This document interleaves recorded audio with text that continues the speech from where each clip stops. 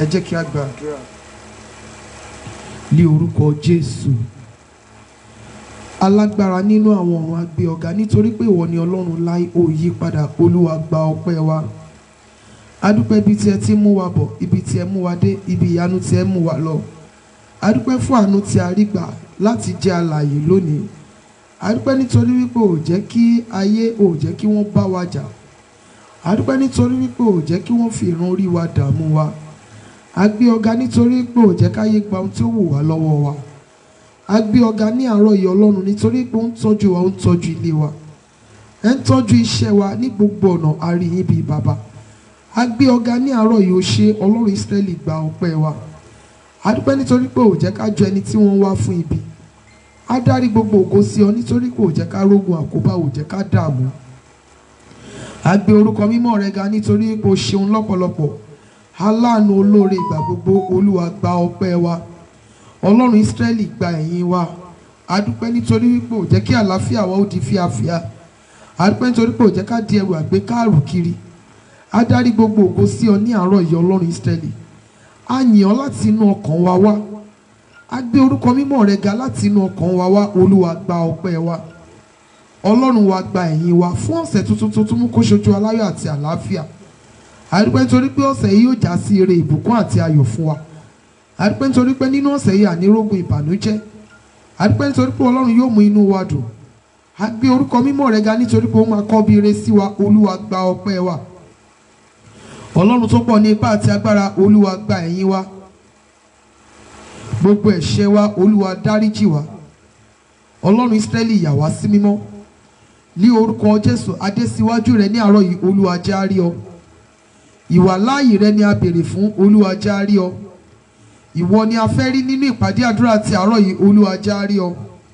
Gbogbo ìjọba ọ̀run àpáàdì, Olúwa tẹ̀ wọ́n lórí ba. Gbogbo ipá òkùnkùn, Olúwa tẹ̀ wọ́n lórí ba. Ní orúkọ Jésù Kristi, ọ̀run àánú Olúwa jọ̀ọ́ ṣí fún wa. Ọ̀sẹ̀ yìí dọwọ́ rẹ ní orúkọ Jésù, Olúwa yà sí mímọ́ fún wa. Ìrìn àjò ọ̀sẹ̀ yìí Olúwa bá wa rìn. A ó máa gbé ọ̀gá Jésù Kristi Olúwa wa. Ẹ jẹ́ kí a gbóhùn ọpẹ́ wa sókè sí Ọlọ́run wípé ayérayé o ṣé. A dúpẹ́ ibi tí ẹ ti mú wa bọ̀, ibi tí ẹ mú wa dé, ibi ìyanu tí ẹ mú wa lọ. Ẹ jẹ́ ká dúpẹ́ lọ́wọ́ Ọlọ́run tí ò jẹ́ kó rí èmi àtẹ̀yin ó gba ìbọ̀dè. Ọlọ́run tí ò jẹ́ kí ìṣẹ̀dá wa ó gba ibi. Ọlọ́run tí ò fi wá lé ìfẹ́ ọ̀tá lọ́wọ́. Ẹ jẹ́ ká dúpẹ́ lọ́wọ́ Ọlọ́run láti inú ọkàn wa wá kí a mọ oore rẹ̀ ní àárọ̀ yìí. Àdúrà ọpẹ́ ní orúkọ Jésù, ní orúkọ Jésù, ní orúkọ Jésù. Bàbá wa àti Ọlọ́run wa dúpẹ́, a gbé ọ̀gá fìyìn fún orúkọ rẹ nítorí pé o ṣeun. A dúpẹ́ fún oore ọ̀fẹ́ ìgbàlà lórí ayé wa. A dúpẹ́, a gbé ọ̀gá fìyìn fún orúkọ rẹ. O ṣé Ọlọ́run Ísírẹ́lì. Olúwa gba ọpẹ́ wa. Ọlọ́run Ísírẹ́lì gba ẹ̀yìn wa. A dúpẹ́ bí tí ẹ ti mú wa bọ̀, a dúpẹ́ bí tí ẹ mú wa dé, a dúpẹ́ bí ìyanu tí ẹ mú wa lọ.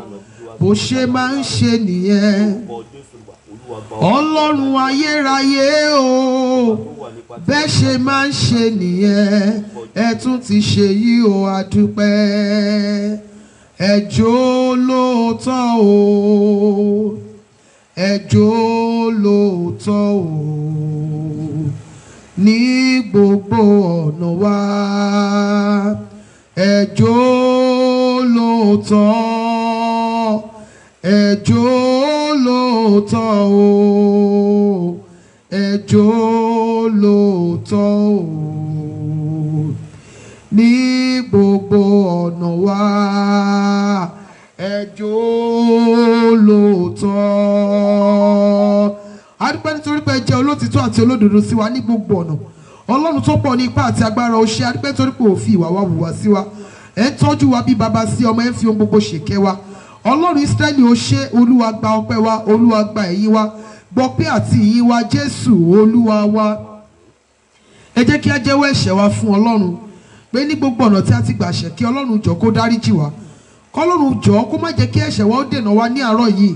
Gbogbo ẹ̀ṣẹ̀ tí a ṣẹ̀ nípa èrò ọkàn wa, ọ̀rọ̀ ẹnu wa, nípa ìhùwàsí wa, ẹ̀ṣẹ̀ tí a ṣẹ̀ nípa àìgbàdúrà, àìka Bíbélì, àìyìn Ọlọ́run tó.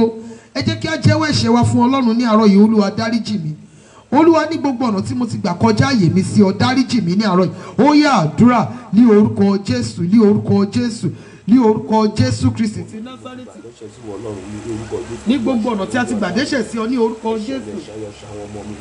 Olúwa fàánú dáríjì wá ní orúkọ Jésù olùgbàlà. Olúwa fàánú dáríjì wá ẹ̀ṣẹ̀ ìgbàdúrà tó, ẹ̀ṣẹ̀ ìkọrin ìyìn sí ọ, ẹ̀ṣẹ̀ ìmọrírì oore rẹ, ẹ̀ṣẹ̀ ìgbà ọgbọ́, ẹ̀ṣẹ̀ ìṣèfẹ́ rẹ, ẹ̀ṣẹ̀ nípa èrò ọkàn wa, nípa ìhùwàsí wa, nípa ọ̀rọ̀ ẹnu wa. Olúwa dáríjì wá ẹ̀ṣẹ̀ gan nípa ìwò ojú wa. Olúwa dáríjì wá. Ọlọ́run Ísírẹ́lì dáríjì wá ní gbogbo ọ̀nà tí a ti gbà kọjá àyè wa sí ọ. Olúwa dáríjì wá. Olúwa dáríjì wá. Olúwa dáríjì wá. Olúwa dáríjì wá ẹ̀ṣẹ̀ ìrera wa níwájú rẹ. Olúwa dáríjì wá. Olúwa dáríjì wá. Olúwa dáríjì wá ẹ̀ṣẹ̀ ìgbà ọgbọ́tó, ẹ̀ṣẹ̀ ìgbàdúrà sí ọ ní orúkọ Jésù. Olúwa dáríjì wá Jésù Kristi Olúwa wa. Bí ẹ ti ń wọlé mo fi ìyọ́nú Ọlọ́run bẹ̀ yín, ẹ jọ̀ọ́ ẹ máa share program yìí. Bí ẹ ti ń wọlé mo fi ìyọ́nú Ọlọ́run alààyè bẹ̀ yín, ẹ máa share program yìí. Ẹ máa react, bákan náà ẹ máa drop comment. Olúwa yà mí sí mímọ́. Láti orí mi dé àtẹlẹsẹ̀, ẹ̀yà ara mi ìta, ẹ̀yà ara mi inú, pẹ̀lú iná ẹ̀mí mímọ́ àti ẹ̀jẹ̀ Jésù. Olúwa sọ mí di mímọ́ pátápátá, lọ́kàn, lára, lẹ́mìí mi. Olúwa sọ mí di mímọ́. Ó yá àdúrà ní orúkọ Jésù Kristi ti Násárẹ́tì. Ọlọ́run tó pọ̀ ní ipá àti agbára. Olúwa sọ wá di mímọ́ lọ́kàn, lára, lẹ́mìí wa. Olúwa sọ wá di mímọ́ ní orúkọ Jésù. Olúwa sọ wá di mímọ́. Arúgbó ọjọ́ sọ wá di mímọ́ kí a lè wúlò fún ògo rẹ. Olúwa sọ wá di mímọ́ ní orúkọ Jésù. Ẹ̀yà ara wa ìta, ẹ̀yà ara wa inú. Olúwa sọ di mímọ́ pátápátá. Arúgbó ọjọ́ sọ wá di mímọ́. Alágbára nínú àwọn ọ̀run sọ wá di mímọ́ pẹ̀lú iná ẹ̀mí mímọ́ àti ẹ̀jẹ̀ Jésù. Olúwa sọ wá di mímọ́. Olúwa sọ wá di mímọ́. Olúwa sọ wá di mímọ́. Ẹni ogbó ìgbàanì abẹ. Olúwa sọ wá di mímọ́. Jésù Kristi Olúwa wa. Jésù Olúwa wa. Ẹ jẹ́ á sọ fún Ọlọ́run Ísírẹ́lì. Olúwa àyíká àti agbègbè mi dọwọ́ rẹ sọ di mímọ́. Àyíká àti agbègbè mi dọwọ́ rẹ lọ́wọ́lọ́wọ́. Olúwa sọ di Holy Ghost zone. Ọwọ́ agbára Ọlọ́run Olúwa fi sọ àyíká àti agbègbè mi di mímọ́. Ó yá àdúrà ní orúkọ Jésù Kristi ti Násárẹ́tì. Ọlọ́run tó pọ̀ ní ipá àti agbára, àyíká àti agbègbè mi dọwọ́ rẹ ní orúkọ Jésù. Olúwa sọ di mímọ́. Àyíká àti agbègbè ibi tí a wà lọ́wọ́lọ́wọ́ dọwọ́ rẹ. Olúwa sọ di mímọ́ ní orúkọ Jésù Kristi ti Násárẹ́tì. Àyíká àti agbègbè wa dọwọ́ rẹ ní orúkọ Jésù. Olúwa sọ di mímọ́. Àyíká àti agbègbè wa dọwọ́ rẹ ní orúkọ Jésù olùgbàlà. Olúwa sọ di mímọ́ orúkọ Jésù Kristi olùgbàlà. Àyíká àti agbègbè wa dọwọ́ rẹ. Olúwa yà sí mímọ́ orúkọ Jésù. Olúwa yà sí mímọ́. Olúwa yà sí mímọ́. Olúwa yà sí mímọ́ ní orúkọ Jésù Kristi. Àyíká àti agbègbè wa dọwọ́ rẹ. Ẹ̀mí àwọn wòlíì yà sí mímọ́. Olúwa sọ di mímọ́ Jésù Kristi Olúwa wa. Jésù Olúwa wa. Olúwa lọ́wọ́lọ́wọ́ kún mi fún ẹ̀mí mímọ́ pẹ̀lú agbára. Orin yẹn wípé mo fẹ́ gbàgbára o, agbára Ọlọ́run o, agbára tó máa mú mi rìn jìnnà o, agbára tó máa mú mi múran ògo ṣẹ, agbára tí kò ní jẹ́ ń fara pa, agbára tí mi ò fi ní ṣubú fẹ́nikẹ́ni dìde. Ọlọ́run mi mo fẹ́ gbàgbára bàbá mi o, agbára Ọlọ́run o, mo fẹ́ gbàgbára, mo fẹ́ gbàgbára o, agbára Ọlọ́run o, agbára tí ó máa mú mi gbóhùn ìjìnlẹ̀ o, agbára tí ó mú mi ríran ìjìnlẹ̀, agbára tó máa mú mi ṣèfẹ́ Ọlọ́run o, agbára tó máa mú mi la ipa rere láyé. Àníṣe èmi fẹ́ gbàgbára o, agbára Ọlọ́run o, mo fẹ́ gbàgbára, mo fẹ́ gbàgbára o, agbára Ọlọ́run o. Alágbára nínú àwọn ọ̀run, mo fẹ́ di alágbára, mo fẹ́ gbàgbára. Ọlọ́run Ísírẹ́lì, mo fẹ́ gbàgbára. Olúwa sọ mí di alágbára. Ní àárọ̀ yìí, bàbá mi àti Ọlọ́run mi, mo fẹ́ di alágbára. mo fẹ́ gbàgbára ọlọ́run sọ mí di alágbára ọlọ́run Ísírẹ́lì nípa ti ara nípa ti ẹ̀mí sọ mí di alágbára ẹ̀mí mímọ́ pẹ̀lú iná àṣẹ àti agbára olúwa fi kún inú mi ní àárọ̀ yìí ẹ̀bùn ẹ̀mí mẹ́sẹ̀ èso ẹ̀mí mẹ́sẹ̀ ẹ̀mí méje ti ọlọ́run olúwa fi kún inú mi ní àárọ̀ yìí agbára ìgbóhùn ìjìnlẹ̀ agbára ìríran ìjìnlẹ̀ olúwa gbé wọ̀ mí ní àárọ̀ yìí agbára tí yóò tàn ìmọ́lẹ̀ sí ipa ọ̀nà mi agbára tí yóò kọ́ mi agbára tí yóò máa tọ́ mi agbára tí mi ò fi ní ṣubú sọ́wọ́ ọ̀tá agbára tí ìpinnu ìjọba ọ̀run àpáàdì tí ò fi ní ṣẹ mọ́ mi lára agbára tí mi ò fi ní dọmọ ègbé olúwa gbé wọ̀ mí ní àárọ̀ yìí mo fẹ́ gba agbára olúwa sọ mí di alágbára bàbá mi àti ọlọ́run mi agbára tí gbóhùn ìjìnlẹ̀ agbára tí ríran ìjìnlẹ̀ olúwa gbé wọ̀ mí ẹ̀mí ìmọ̀ àyà agbára tí mo ẹ̀mí yàtọ̀ tí mi ò fi ní ṣubú sọ́wọ́ àwọn wòlíì Báálì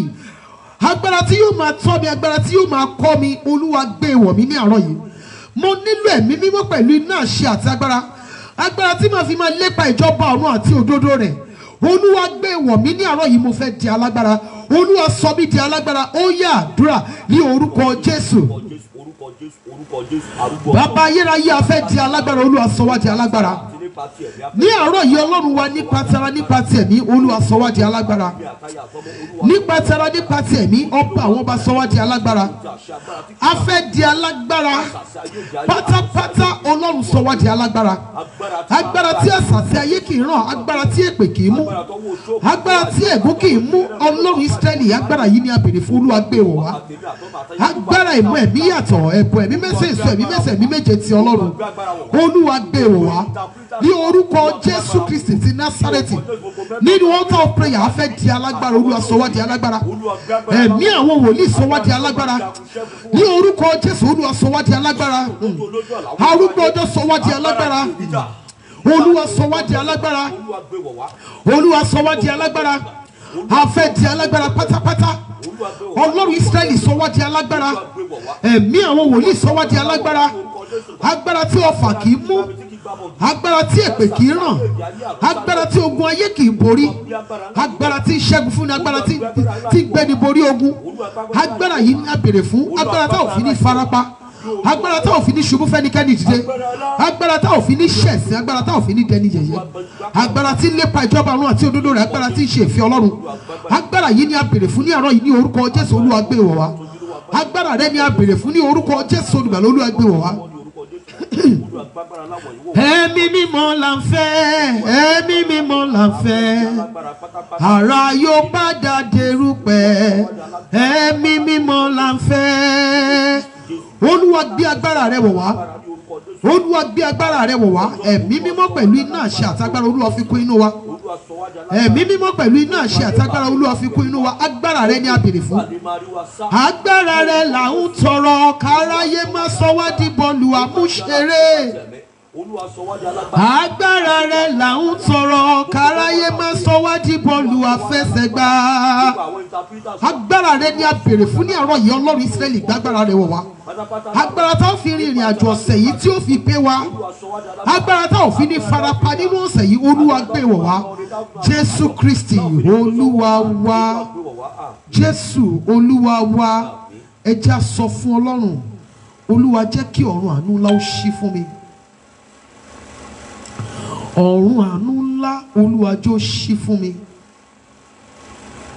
olúwa mi ò fẹ́ ké lábẹ́ ọ̀run tó tì mi ò fẹ́ ké lábẹ́ ọ̀run tó sé olúwa jẹ́ kí ọ̀run àánú ńlá olúwa jọ̀ọ́ ṣí fún mi ní àárọ̀ yìí ní ọ̀sẹ̀ yìí ní oṣù yìí ní gbogbo ọjọ́ ayé mi èmi ò fẹ́ operate lábẹ́ ọ̀run tó tì arúgbó ọjọ́ jẹ́ kí ọ̀run àánú ńlá ó ṣí fún mi ó yá àdúrà ní orúkọ Jésù Kristi ti Násárẹ́tì ọlọ́run Ísírẹ́lì a bẹ̀ ọ́ olúwa jẹ́ kí ọ̀run àánú ńlá ó ṣí fún wa ní orúkọ Jésù olùgbàlà ọlọ́run wa bẹ̀ ọ́ jẹ́ kí ọ̀run àánú ó ṣí fún wa ní orúkọ Jésù Kristi ti Násárẹ́tì ọ̀run àánú ńlá olúwa jọ̀ọ́ ṣí fún wa ní orúkọ Jésù. Ọ̀run ìdáhùn àdúrà, ọ̀run àánú ńlá, ọ̀run ojú rere ní orúkọ Jésù. Olúwa jọ̀ọ́ ṣí fún wa, Olúwa jọ̀ọ́ ṣí fún wa, Olúwa jọ̀ọ́ ṣí fún wa ní orúkọ Jésù Kristi ti Násárẹ́tì. Olúwa jẹ́ kí ọ̀run àánú ńlá ó ṣí fún wa ní orúkọ Jésù olùgbàlà. Olúwa jẹ́ kí ọ̀run àánú ńlá ó ṣí fún wa, ọ̀run àánú ńlá Olúwa jọ̀ọ́ ṣí fún wa, ọ̀run àánú ńlá Olúwa jọ̀ọ́ ṣí fún wa ní àárọ̀ yìí Ọlọ́run Ísírẹ́lì ní gbogbo ọjọ́ ayé wa láyé. Ọ̀run àánú ńlá Olúwa jọ̀ọ́ ṣí fún wa. Àwa kọ̀ láti gbàdúrà, láti rìn, láti ṣiṣẹ́ lábẹ́ ọ̀run tó tì, lábẹ́ ọ̀run tó sé. Olúwa jẹ́ kí ọ̀run àánú ó ṣí fún wa. Jésù olùgbàlà jẹ́ kí ọ̀run àánú ó ṣí fún wa. Ọ̀run àánú, ọ̀run ìrànlọ́wọ́, ọ̀run ojú rere. Orúkọ Jésù Olúwa jọ̀ọ́ ṣí fún wa. Jésù Kristi Olúwa wa. Inú Isaiah 45 yẹn láti fẹ́ gbàdúrà ní àárọ̀ yìí. Nínú Isaiah 45 yẹn láti fẹ́ gbàdúrà. Bí ẹ ti ń wọlé, ẹ máa share program yìí. Ẹ máa share program yìí. Isaiah 45 láti verse 1 yẹn. O Lord, uphold me. Inú Isaiah 45 yẹn láti fẹ́ gbàdúrà. Ní verse 1. Ó ní báyìí ni Olúwa wí fún ẹni òróró rẹ̀, fún Kírúsì ẹni tí mo di ọwọ́ ọ̀tún rẹ̀ mú láti ṣẹ́gun àwọn orílẹ̀-èdè níwájú rẹ̀. Èmi ó sì tú àmùrè ẹ̀gbẹ́ àwọn ọba láti ṣí ilẹ̀kùn méjèèjì níwájú rẹ̀. A kì yóò sì ti ẹnu bodè náà. Ẹ pariwo orúkọ Jésù. Olúwa di ọwọ́ ọ̀tún mi mú láti mú mi sá eré, láti mú ìran ògo ṣẹ.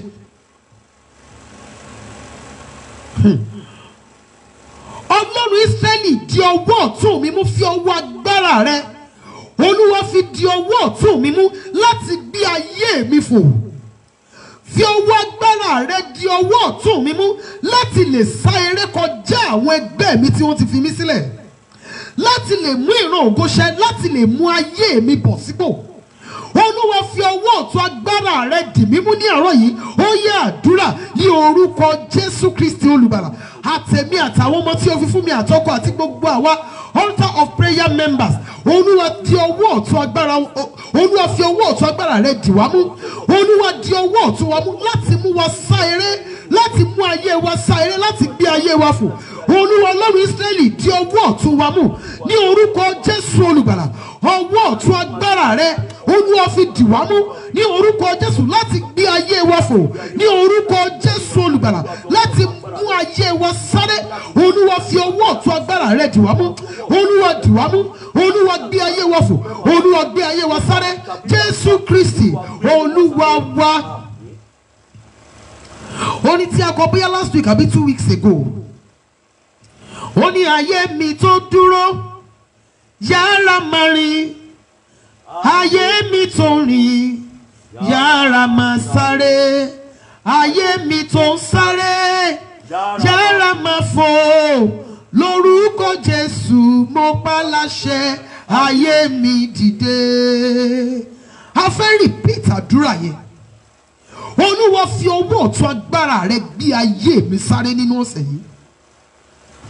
Fi ọwọ́ ọ̀tún agbára rẹ dì mí mú. Fi ọwọ́ ọ̀tún agbára rẹ di ọwọ́ ọ̀tún mi mú. Olúwa gbé ayé mi fò nínú ọ̀sẹ̀ yìí.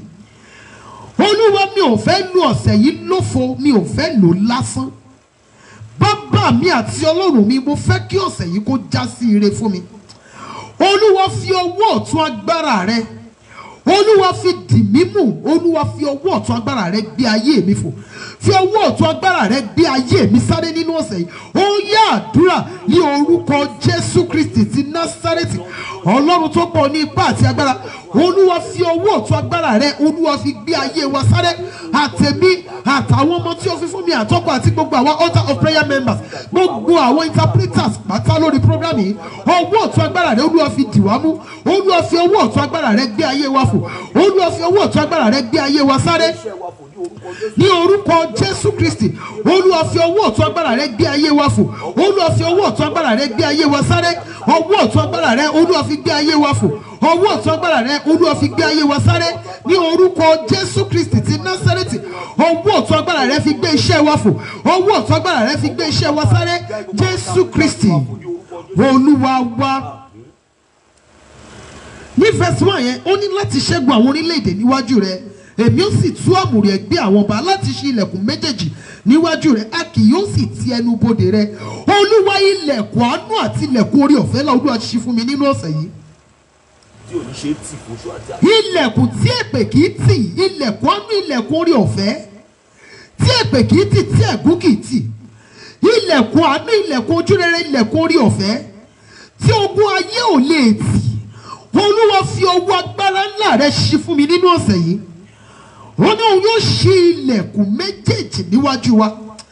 Olúwa, ilẹ̀kùn àánú, ilẹ̀kùn ojúrere, ilẹ̀kùn orí ọ̀fẹ́, ilẹ̀kùn ìgbédìde, ilẹ̀kùn àánú ńlá, ilẹ̀kùn orí ọ̀fẹ́ ńlá. Olúwa, ṣí fún mi nínú ọ̀sẹ̀ yìí. Ó yá àdúrà ní orúkọ Jésù Kristi ti Násárẹ́tì. Ilẹ̀kùn àánú ńlá, ilẹ̀kùn orí ọ̀fẹ́ ńlá, Olúwa ṣí fún mi nínú ọ̀sẹ̀ yìí. Àtẹ̀mí àtàwọn ọmọ tí wọ́n lọ́rùn fi fún mi àtọkọ àti gbogbo àwa altar of prayer members, family matters members, the glorious singers members, gbogbo àwọn interpreters pátá lórí program yìí. Ilẹ̀kùn àánú ńlá, ilẹ̀kùn orí ọ̀fẹ́, ilẹ̀kùn ojú rere ńlá nínú ọ̀sẹ̀ yìí Olúwa ṣí fún wa ní orúkọ Jésù olùgbàlà. Olúwa Ọlọ́run Ísírẹ́lì, ilẹ̀kùn àánú ńlá, ilẹ̀kùn orí ọ̀fẹ́, ilẹ̀kùn ojú rere, Olúwa ṣí fún wa, Olúwa ṣí fún wa, Olúwa ṣí fún wa. Jésù Kristi Olúwa wa. A ṣì wà ní verse 1 yẹn, láti ṣẹ́gun àwọn orílẹ̀-èdè níwájú rẹ, èmi ó sì tú àmùrè ẹ̀gbẹ́ àwọn ọba. Olúwa, mú àwọn tí ó dìde sí mi di ẹni ìkọlù níwájú mi ní ọ̀sẹ̀ yìí. Gbogbo àwọn tí wọ́n dìde ogun sí mi, Olúwa, mú wọn di ẹni ìkọlù níwájú mi. Bí ẹ ti ń wọlé, ẹjọ́ ẹ máa share program yìí. Mo fi orúkọ Ọlọ́run Ísírẹ́lì bẹ̀ yín. Ara iṣẹ́ ìránṣẹ́ náà ni. Olúwa, gbogbo àwọn tí ó dìde sí mi nílé ọkọ, nílé àna, ní ibi iṣẹ́, ní àdúgbò, nílé bàbá, ní ilé ìyá, ní ibikíbi tí wọ́n ti dìde ogun sí mi, Olúwa, mú wọn di ẹni ìkọlù níwájú mi ní àárọ̀ yìí. Ó yá àdúrà ní orúkọ Jésù Kristi ti Násárẹ́tì.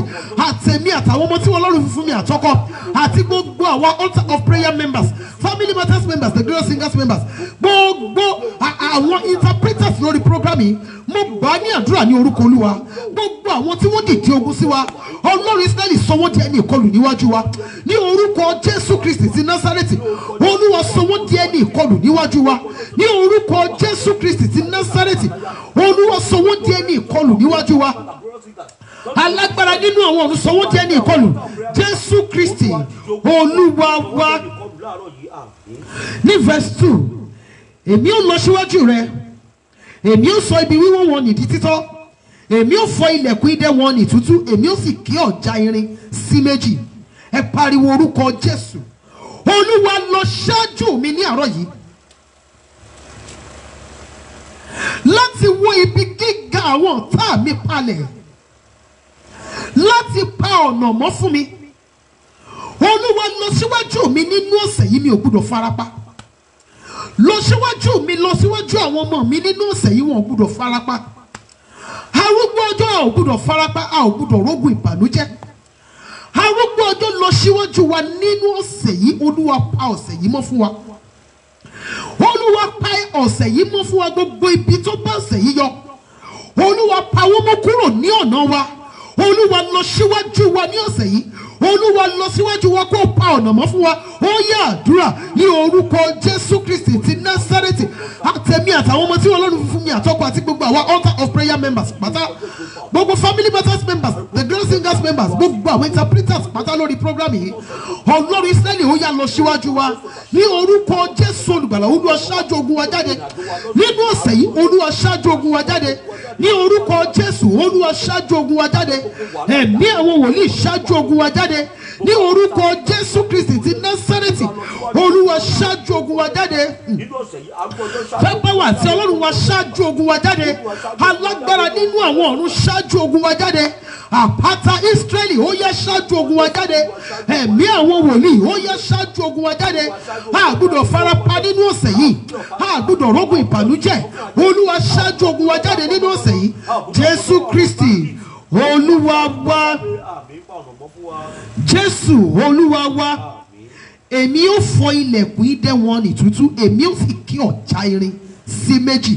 Olúwa, gbogbo ilẹ̀kùn àtakò níwájú mi, ilẹ̀kùn ìbànújẹ́, ilẹ̀kùn òfò, ilẹ̀kùn àdánù, ilẹ̀kùn àkóbá, Olúwa fọ́ wọn tútú níwájú mi nínú ọ̀sẹ̀ yìí. Olúwa gbogbo ilẹ̀kùn idẹ, ilẹ̀kùn irin èyí tí àwọn ọ̀tá gbèrú níwájú mi kí ọ̀sẹ̀ yìí lè já sí ẹkún fún mi, kí ọ̀sẹ̀ yìí má bàa pẹ́ mi. Arúgbó ọjọ́ mo bẹ̀ ọ́, ó yá fọ́ wọn tútú ní àárọ̀ yìí. Ó yá àdúrà ní orúkọ Jésù Kristi ti Násárẹ́tì, Ọlọ́run tó pọ̀ nípa àti agbára. Gbogbo ilẹ̀kùn idẹ, gbogbo ilẹ̀kùn ìbànújẹ́, gbogbo ilẹ̀kùn àkóbá èyí tí ọ̀tá gbèrú níwájú mi, níwájú àwọn ọmọ tí Ọlọ́run fi fún mi, níwájú ọkọ mi, níwájú gbogbo àwa altar of prayer members pátá, níwájú gbogbo the great singers members, níwájú gbogbo àwọn interpreters lórí program yìí, orúkọ Jésù gbogbo ilẹ̀kùn idẹ, ilẹ̀kùn irin yìí, Ọlọ́run Ísírẹ́lì máa bá mi fọ́ tútú. Àpáta ayérayé ó yá máa bá mi fọ́ tútú ní orúkọ Jésù Kristi ti Násárẹ́tì. Gbogbo ilẹ̀kùn idẹ, ilẹ̀kùn irin èyí tí ọ̀tá gbèrú níwájú wa, ẹ̀mí àwọn wòlíì ó yá máa fọ́ wọn tútú. Gbogbo àwọn ilẹ̀kùn àtakò, gbogbo àwọn ilẹ̀kùn àkóbá, ilẹ̀kùn àṣetì, ilẹ̀kùn òfò, ilẹ̀kùn ìbànújẹ́ gbogbo ní orúkọ Jésù èyí tí àwọn ọ̀tá gbèrú níwájú wa, Olúwa máa fọ́ wọn tútú, Olúwa máa fọ́ wọn tútú, Olúwa máa fọ́ wọn tútú, Olúwa máa fọ́ wọn tútú. Jésù Kristi Olúwa wa, Olúwa ṣí ọ̀pá àwọn ọ̀tá mi, ọ̀pá ìtìlẹ̀ àwọn ọ̀tá mi, Olúwa ṣẹ́ sí méjì. Ọ̀pá ìtìlẹ̀ àwọn kan lè jẹ́ àfọ̀ṣẹ, ọ̀pá ìtìlẹ̀ àwọn kan lè jẹ́ ewé àti egbò, ọ̀pá ìtìlẹ̀ àwọn kan lè jẹ́ ṣẹ́rẹ́, ọ̀pá ìtìlẹ̀ àwọn kan wọ́n lè jẹ́ èpè, ọ̀pá ìtìlẹ̀ àwọn kan wọ́n lè jẹ́ ọ̀rọ̀ burúkú ẹnu wọn, ọ̀pá ìtìlẹ̀ àwọn kan wọ́n lè jẹ́ ẹsẹ̀ wọn méjèèjì, ẹsẹ̀ wọn tí wọ́n fi máa ń lọ sílé babaláwo tó fi ń rìnrìn kúrìn kiri yẹn. Ọ̀pá ìtìlẹ̀ àwọn kan ó lè jẹ́ babaláwo tí wọ́n gbójúlé. Ọ̀pá ìtìlẹ̀ àwọn kan lè jẹ́ wòlíì Báálì. Ọ̀pá ìtìlẹ̀ àwọn kan lè jẹ́ aláàfáà ìkà. Olúwa ṣí ọ̀pá ìtìlẹ̀ àwọn ọ̀tá mi ní ọ̀sẹ̀ yìí. Ìwọ Ọlọ́run mi, ọ̀pá ìtìlẹ̀ àwọn ọ̀tá mi, Olúwa ṣẹ́ ní ọ̀sẹ̀ yìí. Ó yá àdúrà ní orúkọ Jésù Kristi ti Násárẹ́tì. Ọ̀pá ìtìlẹ̀ àwọn ọ̀tá mi, ti àwọn ọ̀tá àwọn ọmọ mi, ọ̀pá ìtìlẹ̀ àwọn ọ̀tá ọkọ mi, ọ̀pá ìtìlẹ̀ ọ̀tá gbogbo àwọn altar of prayer members, ọ̀pá ìtìlẹ̀ ọ̀tá gbogbo àwọn interpreters lórí program yìí, Olúwa máa bá mi ṣẹ́. Arúgbó ọjọ́ máa bá mi ṣẹ́. Ọ̀pá ìtìlẹ̀ àwọn ọ̀tá wa, Olúwa ṣẹ́. Arúgbó ọjọ́ ó yá máa ṣẹ́. Jésù Kristi Olúwa wa. Ní verse 3, èmi ó sì fi ìṣúra òkùnkùn fún ọ àti ọrọ̀ tí ó pamọ́ ní ibi ìkọ̀kọ̀, kí ìwọ lè mọ̀ pé èmi Olúwa tí ó pè ọ́ ní orúkọ rẹ ní Ọlọ́run Ísírẹ́lì. Èmi ó sì fi ìṣúra òkùnkùn fún ọ àti ọrọ̀ tí a pamọ́ ní ibi ìkọ̀kọ̀. Olúwa nínú ọ̀sẹ̀ yìí mú àwọn ọba, mú mi jẹ wàrà àwọn bọ̀rọ̀kìnní. Olúwa mú mi jọrọ̀ àwọn kèfèrí. Àwa ni yóò jọrọ̀ àwọn kèfèrí, oṣòwò níwé mímọ́ wí. Àwa ni yóò jọrọ̀ àwọn kèfèrí, oṣòwò níwé mímọ́ sọ. Olúwa nínú ọ̀sẹ̀ yìí mú mi jẹ ọrọ̀ àwọn kèfèrí, mú mi mú àwọn ọba, mú mi jẹ wàrà àwọn bọ̀rọ̀kìnní. Níbi tí ọrọ̀ àwọn orílẹ̀-èdè pamọ́ sí, Olúwa ó yá wá ire jáde fún mi níbẹ̀. Níbi tí ọrọ̀ orílẹ̀-èdè tí mo wà, níbi tí ó pamọ́ sí, arúgbó ọjọ́ rú áńgẹ́lì kó lọ síbẹ̀, kó lọ gba ọrọ̀ tèmi jáde fún mi. Ẹ̀mí àwọn wòlíì ó yá wọ ibi tí mi ò lè wọ̀ lọ, ní ibi gíga gbogbo. Ó ní òun yóò mú ọrọ̀ tí ó pamọ́. Àwọn ọrọ̀ kan pamọ́ lórílẹ̀-èdè tí a wà yìí. Ẹ wà ní orílẹ̀-èdè aláwọ̀ dúdú ni, ẹ wà ní orílẹ̀-èdè aláwọ̀ funfun ni. Àwọn ọrọ̀ kan wà tó jẹ́ wípé ó pamọ́, tó jẹ́ wípé tí Ọlọ́run bá gbà jáde fún èmi àtẹ̀yin, àwa fúnra wa máa mọ̀ wípé orúkọ wa rò wá. Kò sí ọmọ tí wọ́n bí ní ilẹ̀ Yorùbá tí ò lórúkọ dídùn, wọn bá tiẹ̀ fún lórúkọ English. Tí wọ́n bá lọ wá ìtumọ̀ orúkọ yẹn, wọ́n máa mọ̀ wípé orúkọ yìí ó yẹ kó rò ó. Èmi ń jẹ́ Olúwayẹmí, ó yẹ kí gbogbo nǹkan máa yẹ mí ni. Kì í ṣaṣọ nìkan ló yẹ kí n fi sára kan ọgbọ́n ó fit mi.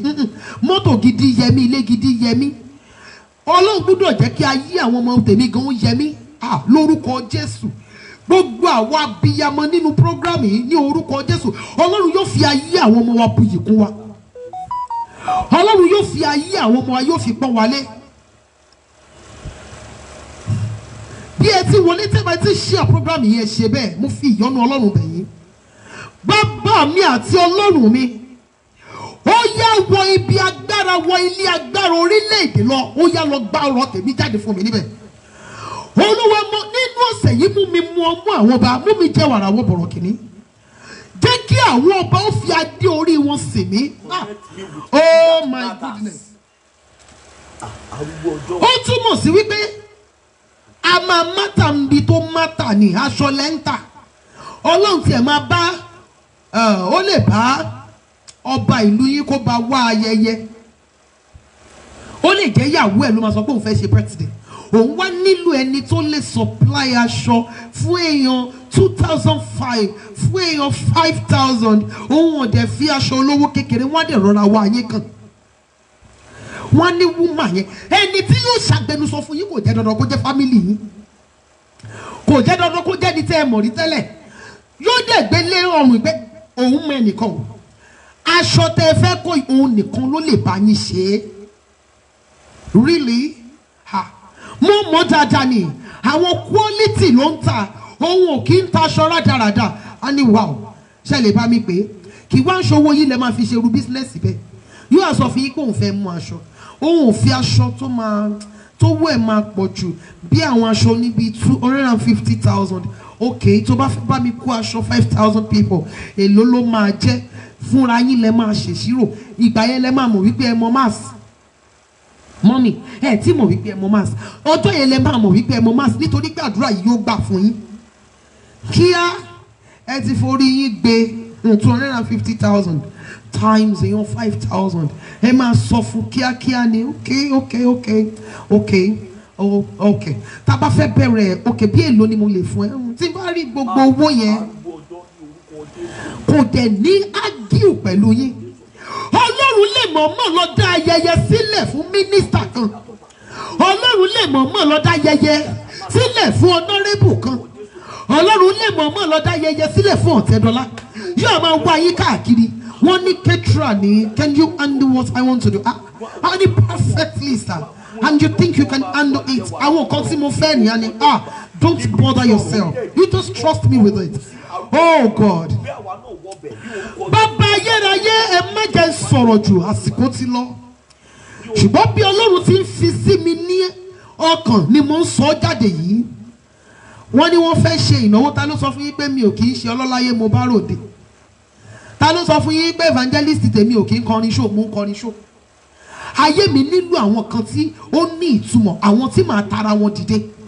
Ẹ̀mí àwọn wòlíì ó yá wọ ibi ọ̀rọ̀ orílẹ̀-èdè yìí lọ. Ó yá gba ọ̀rọ̀ ibi ìkọ̀kọ̀ jáde fún mi nínú ọ̀sẹ̀ yìí. Ẹ̀mí àwọn wòlíì jẹ́ kí àwọn ọba fi adé wọn sìn mí. Kì í ṣe ọba tó wà lórí ìtẹ́ tó ṣe ọba ìlú yín nìkan ni wọ́n ń pè ní ọba. Mọ́mì mi ọba ni Dangote. Ní ti wípé kó máa supply oúnjẹ ọba ni Dangote, ọba ni Ọ̀tẹ́dọ́lá.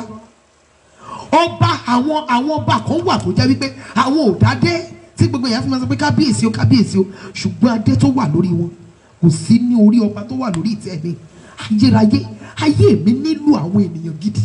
Olúwa wọ ibi ìkọ̀kọ̀, Olúwa wọ ibi ọ̀rọ̀ orílẹ̀-èdè yìí lọ. Olúwa lọ gba ọ̀rọ̀ tèmi jáde fún mi. Àní ẹni tí wọ́n tara rẹ̀ dìde Olúwa wá wọn fún mi nínú ọ̀sẹ̀ yìí. Ẹni tí wọ́n tara rẹ̀ dènìyàn Olúwa wá wọn fún mi nínú ọ̀sẹ̀ yìí.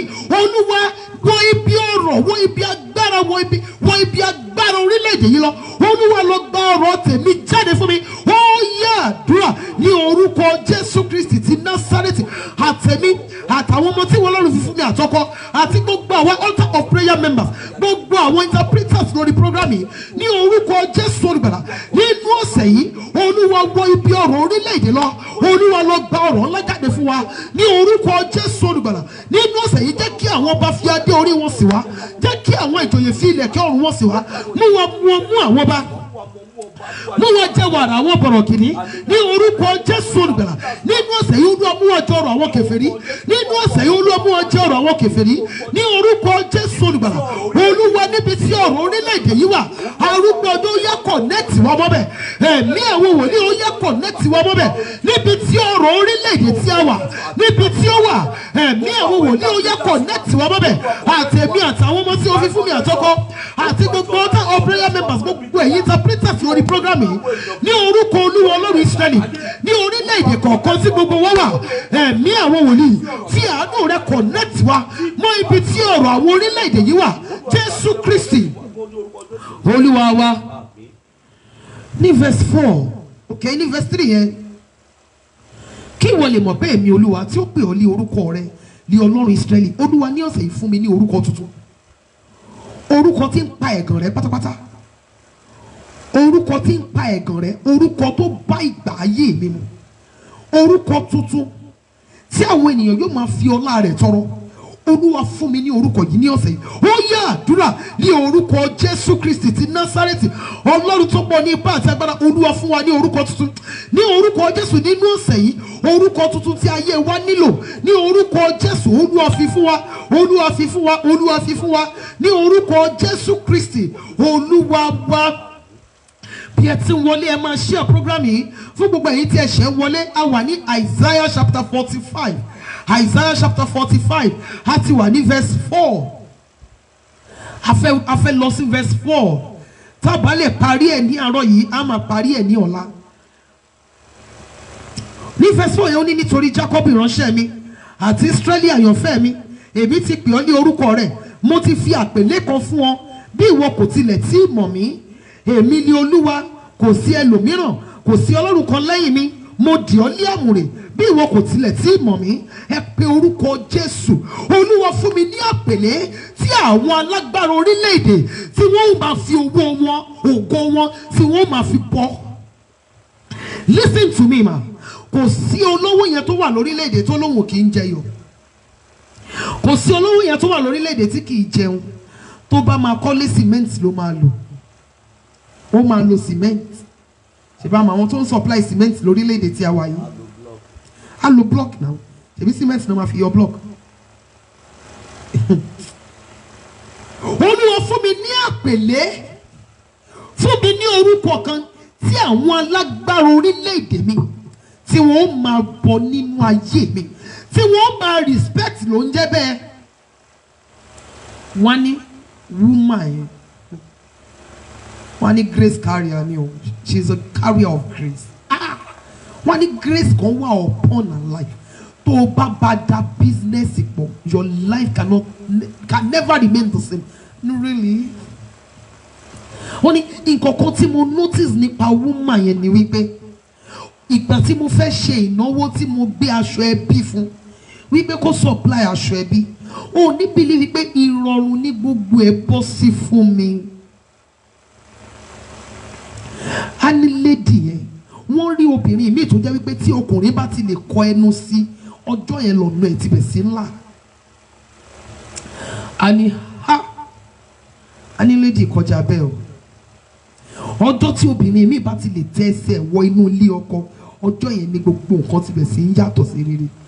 Bẹ́ẹ̀ sì ni àwọn ẹni alágbára ẹbí òkùnkùn ayé yìí ti fún àwọn kan ní àpèlé burúkú tó ń fún wọn yìí. Tẹ́ bá ràn wọ́n lọ́wọ́ wàhálà dé, bẹ́ẹ̀ fún wọn lówó wàhálà dé, bẹ́ẹ̀ bá wọn ní nǹkan pọ̀ wàhálà dé. Ọkùnrin tó bá gun àyà wọn ọjọ́ ló ti gbúrò nǹkan tó ń pè lówó mọ́, yóò máa kí owó kú àtijọ́ ni, nítorí pé wọ́n ti fún ní àpèlé kan, òṣì ni. Wọ́n wá ní àwọn lẹ́lẹ́sẹ̀ òsì méjì, wọ́n ní ó fi ẹsẹ̀ burúkú tẹ òde olóde. Kì í ṣe bí Ọlọ́run ṣe dá nìyẹn. Olúwa fún mi ní àpèlé tí àwọn alágbára orílẹ̀-èdè yóò máa fi ọlá rẹ̀ tọrọ. Fún mi ní orúkọ tuntun, fún mi ní title, òun ni wọ́n pè ní àpèlé. Fún mi ní àpèlé tí àwọn alágbára ìlú mi yóò fi ọlá rẹ̀ tọrọ, tí àwọn ọba ìlú mi yóò máa fi adé orí wọn wá.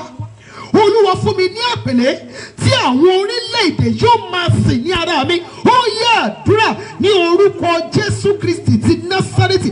Àtẹ̀mí àtàwọn ọmọ tí ó fi fún mi àtọkọ àti gbogbo àwọn altar of prayer members, family matters members, the glorious singers members, gbogbo interpreters pátá lórí program yìí. Arúgbó ìgbàanì ni fún wa ní àpèlé tí àwọn orílẹ̀-èdè yóò máa fi ọlá rẹ̀ tọrọ. Ẹ̀mí mímọ́ fún wa ní àpèlé tí àwọn alágbára orílẹ̀-èdè yóò máa fi ọlá rẹ̀ tọrọ. Ní orúkọ Jésù olùgbàlà, fún wa ní àpèlé tí àwọn alágbára orílẹ̀-èdè yóò máa fi ọlá rẹ̀ tọrọ. Jésù Kristi Olúwa wa. Jésù Olúwa wa. Ní verse 5 yẹn, èmi ni Olúwa, kò sí ẹlòmíràn, kò sí Ọlọ́run kan lẹ́yìn mi, mo dì ọ́ ní àmùrè bí ìwọ kò tilẹ̀ tí mọ̀ mí. Olúwa dì mí ní àmùrè, ogun ayé má jò borí mi. Olúwa dì mí, Olúwa dìra fún mi. Olúwa, kí ogun má bàa gbé mi mì, kí má bàa parẹ́ mọ́nú ogun, kí má bàa parẹ́ mọ́nú ayé. Àwọn kan wà láyé mọ́mì dáàdi, wọ́n ti parẹ́, wọ́n ti parẹ́, wọ́n ì tí ì kú ṣùgbọ́n wọ́n ti parẹ́. Nínú fámìlì tó bá wá mẹ́sàn wá ní ibo ni wọ́n wà, ṣé wọ́n sì wà ní wọ́n ní ṣó sì wà nínú ayé yìí náà ṣá, ibo ló wá wà, kò parẹ́ máyé. Àwọn kan wà tó jẹ́ wípé wọ́n ì tí ì kú, wọ́n bọ́ sọ́wọ́ àwọn agbẹniṣòwò, wọ́n bọ́ sọ́wọ́ àwọn ritualist, wọ́n ì tí ì kú, orí wọn ò gbàbọ̀dẹ̀, wọn ò tú wọn lẹ̀, wọ́n wà níbi tí wọ́n dé wọn mọ́, wọ́n parẹ́ mọ́nú ayé. Olúwa dì mí lámùrè, Olúwa dìra ogun fún mi, kí n má bàa parẹ́ mọ́nú ogun, kí n má bàa ra mọ́nú ogun, kí n má bàa parẹ́ máyé. Olúwa dìra fún mi, Olúwa dìra ogun fún mi. Ó yẹ àdúrà ní orúkọ Jésù Kristi ti Násárẹ́tì. Àtẹ̀mí àtàwọn ọmọ tí wọ́n lọ́rùn fún mi àtọkọ, àti gbogbo àwọn altar of prayer members pátá, àti gbogbo àwọn interpreters lórí program yìí. Arúgbó ọjọ́ dìra ogun fún wa, kí a má bàa parẹ́ mọ́nú ayé, kí a má bàa parẹ́ mọ́nú ogun. Ọlọ́run Ísírẹ́lì dìra ogun fún wa ní orúkọ Jésù olùgbàlà. Olúwa dìra fún wa, Olúwa dìra fún wa, Olúwa dì wá lámùrè ní orúkọ Jésù. Olúwa fi àmùrè rẹ̀, Olúwa fi gbé wa ró. Jésù Kristi Olúwa wa. Bí ẹ ti wọlé sórí program yìí tẹ́lẹ̀ bá ti ṣe ẹjọ́ ẹ ṣe bẹ́ẹ̀, ẹ ṣe bẹ́ẹ̀, ẹ ṣe bẹ́ẹ̀. Tí ẹ bá gbé ẹ ti wọlé sórí program yìí, ẹ máa share program yìí, ẹ ràn ẹnìkan lọ́wọ́. Púpọ̀ nínú àwọn tí a jọ bẹ̀rẹ̀ command the money wọn mọ̀ wípé program yìí ṣì ń wáyé torí wọn gba notification mọ́. Wọ́n tún lè padà rí níbi tẹ́yìn náà bá tún share sí. Yóò dára fún wa ní orúkọ Jésù. Ní verse 6 yẹ kí wọ́n lè mọ̀ láti ìlà oòrùn àti láti ìwọ̀ oòrùn wá pé kò sí ẹnìkan lẹ́yìn mi, èmi ni Olúwa, kò sí ẹlòmíràn. Olúwa, kí àwọn àtìrandé ìran mi lè mọ̀ wípé mo ráyé wá. Olúwa, yọ̀ǹda ohun tí ayé mi nílò fún mi, kí wọ́n lè mọ̀ wípé nítòótọ́ ni mo sìn ọ́, kí wọ́n lè bá mi sin Ọlọ́run tí mo ń sìn. Arúgbó ọjọ́, kí wọ́n má bàa bu Ọlọ́run tí mo ń sìn, kí wọ́n lè bá mi sin Ọlọ́run tí mo ń sìn, kí wọ́n lè mọ̀ wípé nítòótọ́ ìwọ ni mo gbójúlé. Olúwa, fún mi ní ohun tí ayé mi nílò, tí orílẹ̀-èdè yóò fi mọ̀ wípé mo ráyé wá. Arúgbó ọjọ́, fún àwọn ọmọ mi lóhun tí ayé wọn nílò. Arúgbó ọjọ́, fún iṣẹ́ mi lóhun tí iṣẹ́ mi nílò, kí orílẹ̀-èdè lè mọ̀ wípé ìwàsáyé mi ní ìtumọ̀. Arúgbó ọjọ́, kí wọ́n lè bá mi sin Ọlọ́run tí mò ń sìn. Ẹ má gbàgbé, àwọn ìyá kan wà tó jẹ́ wípé bí ayé wọn ṣe rí, àwọn bàbá kan wà tó jẹ́ pé bí ayé wọn ṣe rí kò lè jẹ́ kí àwọn ọmọ sọ wípé wọn ò ní gbàgbọ́ nínú tí wọ́n gbàgbọ́ nínú, nítorí wípé àwọn ọmọ wọn mọ̀ wípé ní ti wípé èèyàn ráyé wá, àwọn òbí wọn ráyé wá. Ṣùgbọ́n àwọn ọmọ kan wà tó jẹ́ wípé wọ́n máa sọ fún ìyá wọn, tó bá jẹ́ wípé Ọlọ́run tẹ́ ń sìn pẹ̀lú gbogbo ipá àti agbára yín ló tẹ̀dẹ̀ ń sìn nítòótọ́ táyé yín padà rí báyìí, á lóun gbóhùn máa bá ti nǹkan tó ń sìn. Á lóun mọ̀, òun ò rò pé òun lè bá sí nǹkan tó ń sìn. Òun mọ bí àwọn ẹgbẹ́ òun ṣe rí ní ìta, àwọn ẹgbẹ́ òun tí àwọn òbí wọn ò gbàgbọ́ bí ìyá òun ṣe gbàgbọ́ yìí. Òun mọ bí ayé wọn ṣe rí ní ìta. Alẹ́ yìí tẹ wọ́n sọ wípé ẹ ń jí very early in the morning, tẹ máa gbàdúrà, tẹ máa gbàwẹ̀ títí tẹ ti ní ọ̀sà, ẹ ti ṣèṣòro títí BP yìí ti rise. Á ní kó wo bí ayé àwọn ọmọ ẹ̀ ṣe rí. Wọ́n bu Ọlọ́run tó ń sìn nítorí wípé ayé ẹ̀ kò pọn Ọlọ́run tó ń sìn mí.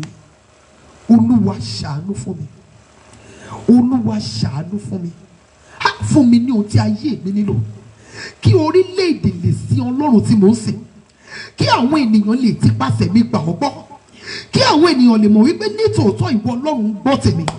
Olúwa fún mi ní ohun tí ayé mi nílò, tí orílẹ̀-èdè yóò fi mọ̀ wípé èmi Olúwa yẹ mí ráyé wá, tí àwọn orílẹ̀-èdè fi máa mọ̀ wípé lórí àwọn ọmọ mi mo ráyé wá, tí àwọn ènìyàn fi máa mọ̀ wípé nítòótọ́ ọkọ mi ráyé wá. Bàbá ayérayé fún wa lóhun tí ayé wa nílò, kí wọ́n má bàa bu Ọlọ́run tí à ń sìn, kí wọ́n lè bá wa sin Ọlọ́run tí à ń sìn. Arúgbó ọjọ́ fún wa lóhun tí ayé wa nílò. Ó yá àdúrà ní orúkọ Jésù, ní orúkọ Jésù, ní orúkọ Jésù. Ọlọ́run tó pọ̀ ní ipá àti agbára, àtẹ̀mí àtàwọn ọmọ tí wọ́n Ọlọ́run fún mi àtọkọ àti gbogbo àwọn altar of prayer members, family matters members, the girl singers members, ẹ̀mí àwọn wòlíì, mo bẹ̀ ọ́ ní Olúwa fún wa ní ohun tí ayé wa nílò, tí orílẹ̀-èdè yóò fi mọ̀ wípé nítòótọ́ láráyé wá, tí wọ́n fi bá wa sí Ọlọ́run tí à ń sìn, tí wọ́n fi ní bú Ọlọ́run tí à ń sìn.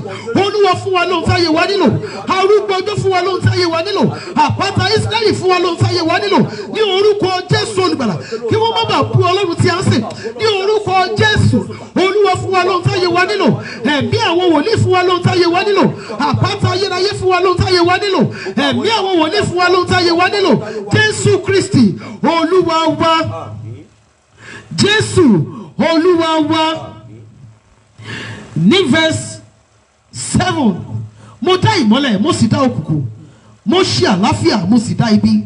Èmi ni Olúwa tí ó ṣe gbogbo wọ̀nyí. Olúwa, ibi má jò bá mi ní ọ̀sẹ̀ yìí.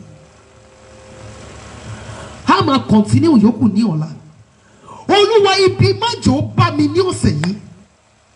Olúwa, jẹ́ kí àlàáfíà rẹ ní kíkún jẹ́ kó jẹ́ tèmi. Olúwa, ṣàánú fún mi nínú ọ̀sẹ̀ yìí, lórí ọmọ, lórí ara mi, lórí iṣẹ́ mi, lórí gbogbo rere tí o ṣe fún mi. Ibi má jò bá mi. Ọlọ́run mi, ṣàánú fún mi, ibi má jò ṣẹlẹ̀ sí mi. Ọlọ́run mi, ní gbogbo ọ̀nà jẹ́ kí n gbádùn orí ọ̀fẹ́ rẹ, ní gbogbo ọ̀nà jẹ́ kí n gbádùn àánú rẹ, ní gbogbo ọ̀nà jẹ́ kí n rí àlàáfíà rẹ.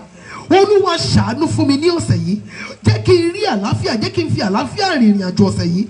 Olúwa, ibi má jò ṣẹlẹ̀ sí mi, ibi má jò bá mi. Ó yá àdúrà ní orúkọ Jésù, ní orúkọ Jésù, ní orúkọ Jésù Kristi. Àtẹ̀mí àtàwọn ọmọ tí wọ́n Ọlọ́run fi fún mi, àtọkọ àti gbogbo àwọn altar of prayer members, àti gbogbo interpreters lórí programme, ibi má jò bá wa ní orúkọ Jésù olùgbàlà. Ibi má jò ṣẹlẹ̀ sí wa, ibi má jò dé bá wa ní orúkọ Jésù Kristi. Ibi má jò dé bá wa, ibi má jò bá wa, ibi má jò ṣẹlẹ̀ sí wa. Olúwa, fún wa ní àlàáfíà rẹ. Olúwa, yọ̀ǹda àlàáfíà pípé fún wa. Jésù Kristi Olúwa wa. Ẹ jẹ́ kí a sáré lọ sí verse 9 yẹn. Ó ní, ègbé ni fún ẹni tí ó ń bá ẹlẹ́dàá rẹ̀ jà, àpáàdì nínú àpáàdì ilẹ̀. Àmọ́ yóò á wí fún ẹni tí ó mọ̀ pé kí ni wọ́n ń ṣe, tàbí iṣẹ́ rẹ̀ pé òun kò lé ọwọ́, òun kò lé ọwọ́. Praise the Lord. Ó ní, ègbé ni fún ẹni tí ń bá ẹlẹ́dàá rẹ̀ jà, àpáàdì nínú àpáàdì ilẹ̀. Ṣé àmọ́ lè sọ fún ẹni tí ó mọ̀ pé kò lé ọwọ́?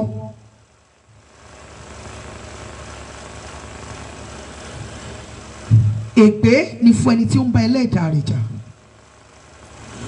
Púpọ̀ nínú àwa ènìyàn nínú ayé lónìí láti kẹ̀yìn sí ẹlẹ́dàá wa. Èèyàn púpọ̀ ló jẹ́ wípé nígbà tí ìṣòro, nígbà tí àwọn ìdojúkọ bá dìde sí wọn, ohun tó máa ń sọ ni wípé Ọlọ́run dẹ̀ ń wo àwọn báyìí o,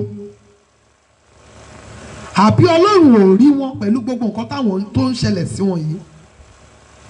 Wọ́n máa sọ ọ̀rọ̀ kùbákùgbé sí Ọlọ́run nítorí ohun tí wọ́n ń là kọjá. Èèyàn púpọ̀ ló jẹ́ wípé wọ́n ti sọ ara wọn di, wọ́n ti sọ ẹlẹ́dàá wọn di ọ̀tá ara wọn nípa báwo wọ́n ti jìnnà sí pátápátá. Ọ̀pọ̀lọpọ̀ ni ó ń bá ẹlẹ́dàá rẹ̀ jà tí ó kọ̀ láti fi ayé rẹ̀ fún Jésù Olúwa. Bíbélì sọ pé nínú ayé a ó rí ìpọ́njú, ní ṣùgbọ́n kí a tújú ká, òun ti ṣẹ́gun ayé. Nígbà tí ìpọ́njú nínú ayé yẹn bá wá dé, ọ̀pọ̀lọpọ̀ ènìyàn wọn wá ní mọ tí ó yẹ kó tẹnu wọn jáde. Òye ọ̀pọ̀lọpọ̀ ènìyàn ò débi wípé àwọn ìgbà kan wà tí wọ́n ń pè ní àsìkò ìdákẹ́jẹ́. You just have to keep quiet. Má sọ nǹkan. Àwọn ìkòríta kan wà nínú ayé àwa ènìyàn bẹ́ẹ̀. Nítorí pé tí ènìyàn bá sọ̀rọ̀ ní ìkòríta yẹn wàhálà lè dé. Àsìkò ìdákẹ́jẹ́ wà nínú ìrìn àjò àwa ènìyàn, ṣùgbọ́n púpọ̀ nínú àwa ènìyàn là kì í mọ̀.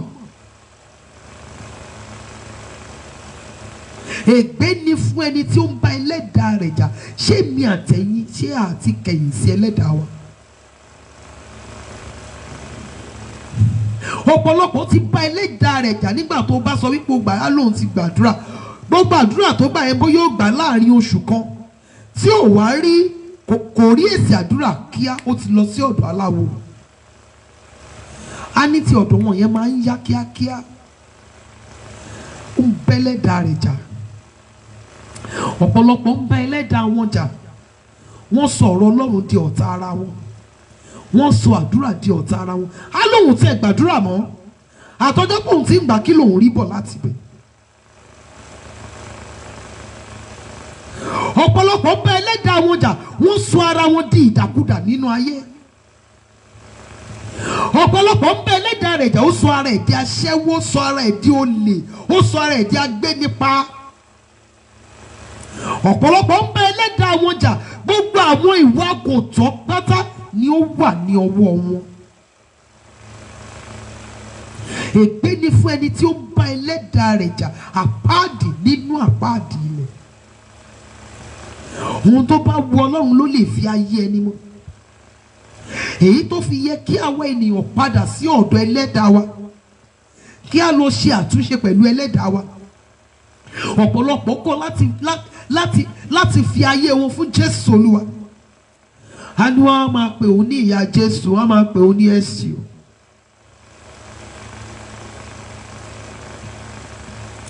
Wọ́n ti gbàgbé wípé ìparí ayé ìṣọ̀tá Ọlọ́run ni. Àwọn wá fẹ́ láti bá ayé rẹ́, láti di ọ̀tá Ọlọ́run. Àwọn wá gbà láti bá ayé rẹ́, láti bá ẹlẹ́dàá wọn jà. Bẹ́ẹ̀ ìbá bẹ́tà kí a bá ayé jà, kí a kọ ẹ̀yìn sí i, kí a jẹ́ ọ̀rẹ́ ẹlẹ́dàá wa. Ègbé ni fún ẹni tí ó ń bá ẹlẹ́dàá rẹ̀ jà.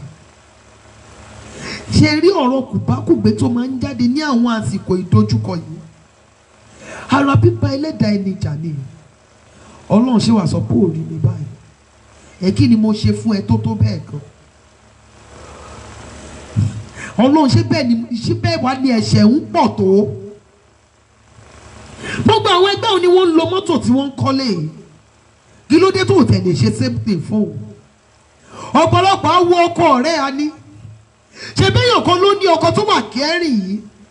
Ọlọ́run ṣé bẹ́ẹ̀ wá lẹ̀ṣẹ̀ ń wá pọ̀ tó ni tó wá lọ fún un ní ọkọ burúkú? Àwọn bẹ̀ sí máa lépa àti gba ọkọ rẹ̀. Ara bíbá ẹlẹ́dàá ẹni jà ni. Ara bíbá ẹlẹ́dàá ẹni jà ni pé kí ènìyàn máa fi ipá kó máa fi wá owó, kó máa fi ẹ̀jẹ̀ ènìyàn kó máa fi wá owó. Ara bíbá ẹlẹ́dàá ẹni jà ni wípé kí ẹ wà nínú ìjọ Ọlọ́run, nínú ṣọ́ọ̀ṣì tí ẹ ń lọ yẹn, kẹ máa kó ẹgbẹ́ ọ̀tẹ̀ jọ níbẹ̀. Ìwé Psalm 68 yẹn ó ní àwọn ọlọ̀tẹ̀ ni wọ́n ń gbé ilẹ̀ gbígbẹ, ilẹ̀ iyọ̀ tí ẹnikẹ́ni kì í gbé. Ọlọ̀tẹ̀. Ara bíbá ẹlẹ́dàá ẹni jà ni pé kẹ wà nínú ìjọ Ọlọ́run kẹ máa kó ọ̀tẹ̀ jọ. Bí wọ́n ń gbàdúrà ẹjọ́ burúkú lẹ́yìn àti ẹ̀yin ẹgbẹ́ ọlọ́tẹ̀ yẹn tẹ́ ẹ máa rò, ọ̀nà bẹ́ẹ̀ ṣe máa ba iṣẹ́ ìránṣẹ́ yẹn jẹ́ lẹ́ máa wá. Ara bíbá ẹlẹ́dàá ẹni jà ni. Sí, ara bíbá ẹlẹ́dàá ẹni jà ni ẹjọ́ ọmọ ẹnìkejì yìí tí ẹ ń rò lẹ́yìn láì dá yín. Òun ní ti ọmọ ẹgbẹ́ yín tí ẹ ń rò burúkú sí yẹn. Òun ní ti àwọn tí ayé wọn ń da tí ẹ ń wò yí pé kí ayé wọn wálẹ̀. ó ní tí ọ̀gá ilé iṣẹ́ tó ń ṣe dáadáa sí ẹ tí ó ṣẹ̀ tó dẹ̀ ń fi orúkọ ẹ̀ ń wọ́lọ̀ kiri tó bá bàjẹ́ fún, ibo ló fẹ́ wà? Ọ̀rọ̀ ẹ fẹ́ dàbí ẹni tó fẹ́ fa ẹni tó wà lókè ládàá tí wọ́n wà nísàlẹ̀ tó fẹ́ fà jábọ́, orí ẹ̀ ni ó ṣubúlé. Tó bá wá ṣubúlé ọ lórí yóò tètè dìde ju ìwọ tí wọ́n rún mọ́lẹ̀.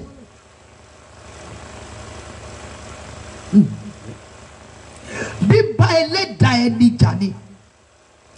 A gbọ́dọ̀ jẹ́ kí ọ̀nà wa kó wu Ọlọ́run. Bíbélì wípé bí ọ̀nà wa bá wu Ọlọ́run, ó ní a ó bá àwọn ọ̀tá wa gbé. Kò sí nǹkan tí wọ́n máa ṣe fún wa. A máa di àgbàdo inú ìgò fún wọn ni. Ara bíbá ẹlẹ́dàá ẹni jà ní àlè tó ń dá mọ́kọ̀ yìí o. Bíbélì sọ pé ó ní ẹlẹ́dàá rẹ ní ọkọ rẹ. Nínú Isaiah 54 yẹn, ẹlẹ́dàá rẹ ní ọkọ rẹ. Ara bíbá ẹlẹ́dàá ẹni jà ní o, ní wípé o sọ ọmọ lọ́mọ, o sọ ọkọ ẹ, o sọ orí wọn di gángan, o forí ẹni ẹlẹ́ni sábẹ́. Ara bíbá ẹlẹ́dàá ẹni jà ní. Òun ni àlè tẹ́ ń dá mọ́kọ̀ yẹn mọ́ mi. Ara bíbá ẹlẹ́dàá ẹni jà, dádì mi, òun ni àlè tẹ́ ń dá mọ́ ìyàwó yìí. Bíbélì sọ pé ó ní fi ayọ̀ bá aya ìgbà èwe rẹ gbé tí o fẹ́ ní ògbólógbòó ọjọ́ ayé rẹ. Ara bíbá ẹlẹ́dàá ẹni jà ní ọwọ́ yìí tẹ́ ṣí sókè tẹ́ fi na ìyàwó yẹn. Ara bíbá ẹlẹ́dàá ẹni jà, òun ni àìlótìtọ́ lẹ́nu yín. Bíbélì sọ wípé ó ní òṣùwọ̀n èké ìríra ní ojú Olúwa. Ara bíbá ẹlẹ́dàá ẹni jà, òun ni wípé kí ẹ rí nǹkan tó ń bàjẹ́ tó jẹ́ ti Ọlọ́run kẹ́ẹ̀dẹ̀ fọwọ́ yín lẹ́rú. Kí ló kàn mí? Kò síbi tí ènìyàn míì wà tó ní ipa rere, àfi kó rí wípé nǹkan fẹ́ wọ́ọ̀kì níbẹ̀ kó bàjẹ́ pẹ̀lú ọ̀rọ̀ burúkú ẹnu ẹ̀. Ara bíbá ẹlẹ́dàá ẹni jà, òun ni wípé kẹ́ ẹ máa bà ọmọ ẹnìkejì yín jẹ́ lójú àwọn tó fẹ́ ràn lọ́wọ́, lójú àwọn tó fẹ́ ṣe lóore. Ara bíbá ẹlẹ́dàá ẹni jà ni, òun ni wípé kí ẹ gbé ọmọ Mr. Òjó kéde wá gbé fún Mr. kẹbẹ̀ sí máa exchange ọmọ síra. Ara bíbá ẹlẹ́dàá ẹni jà ni. Ara bíbá ẹlẹ́dàá ẹni jà, òun ni ìwà àrékérekè ọwọ́ yín yẹn. Ara bíbá ẹlẹ́dàá ẹni jà ni. Ó dé ẹ ṣàpọ́nlé ẹ̀, ayé kábọ̀mọ̀ ẹ̀lẹ́mà ẹ̀pọ̀ ọjọ́ mẹ́ta ṣàlàáfíà ni, ó gbẹ̀yìn tó lórí olóṣì òpònú aláìní ronú.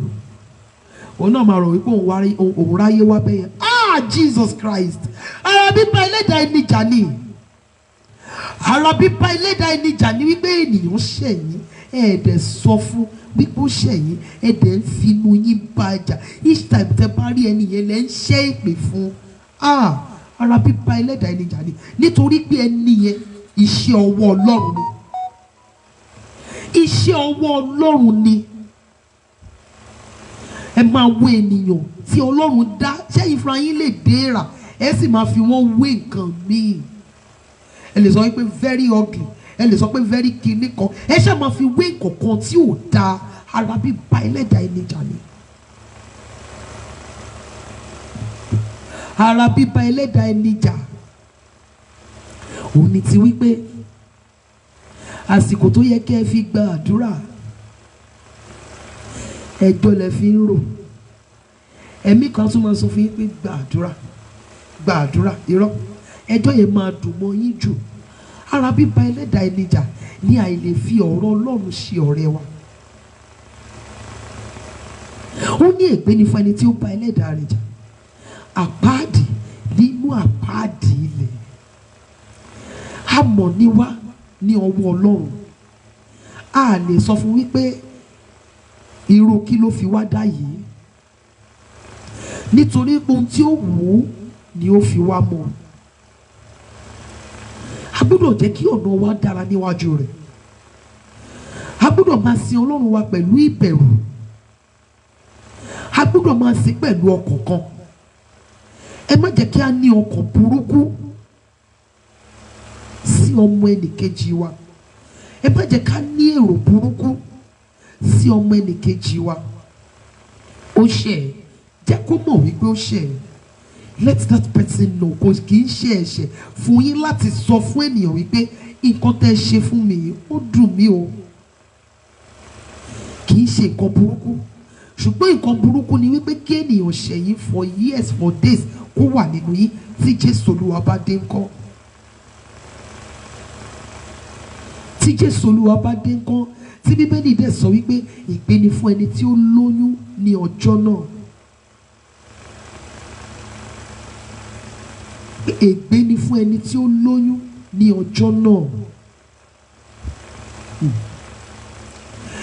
Èèyàn kan kú ní àyíká mi láìpẹ́ yìí, mo wá láàlárí ẹnìyẹn wípé ó wà nínú oyún, wípé ó kú mọ́ oyún yẹn. Gbogbo èrò ọkàn mi nígbà tí mo kọ́kọ́ wò ni pé ẹni yìí pé bóyá oyún ògo tó ní. Létà ni mo mọ̀ wípé ó di ẹnìkan sínú tí ò dáríjì tó fi kúrò láyé. Níbo ni irú ẹni bẹ́ẹ̀ fẹ́ yọjú sí? Nígbà tí Bíbélì sọ wípé lẹ́yìn ikú ìdájọ́. Mọ́mì dádì, ẹni tí èmi àtẹ̀yìn dénú ayé mọ̀, ẹni tí èmi àtẹ̀yìn ta dénú ayé bá, ìbáà jẹ́ ọkọ, ìbáà jẹ́ aya, ìbáà jẹ́ ọmọ, ìbáà jẹ́ ìyá, ìbáà jẹ́ bàbá, ìbáà jẹ́ ẹ̀gbọ́n, ìbáà jẹ́ àbúrò, ìbáà jẹ́ ọ̀rẹ́, inú ayé láti mọ gbogbo wọn.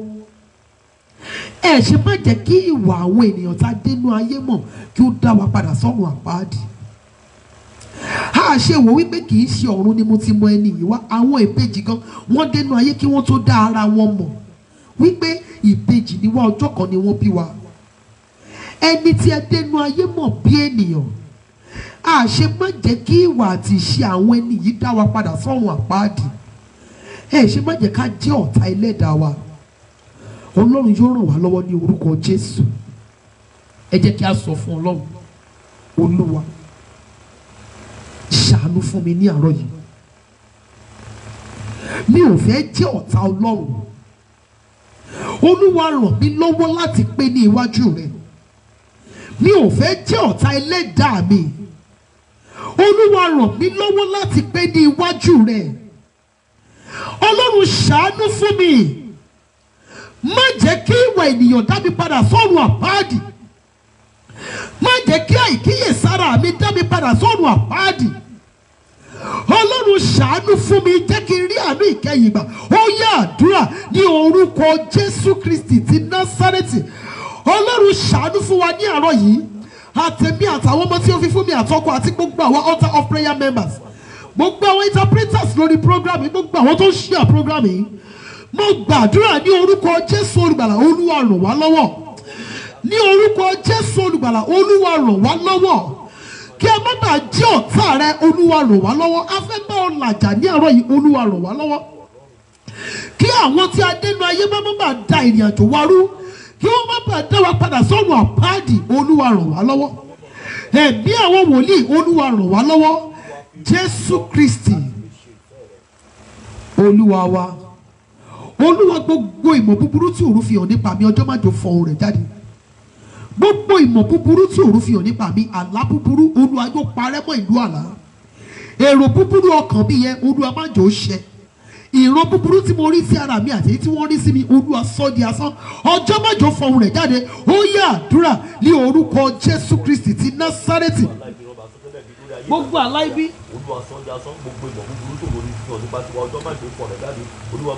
gbogbo àlá ibi, ìran ibi, ìsọtẹ́lẹ̀ ibi lórí ayé wa, Olúwa sọ di asán.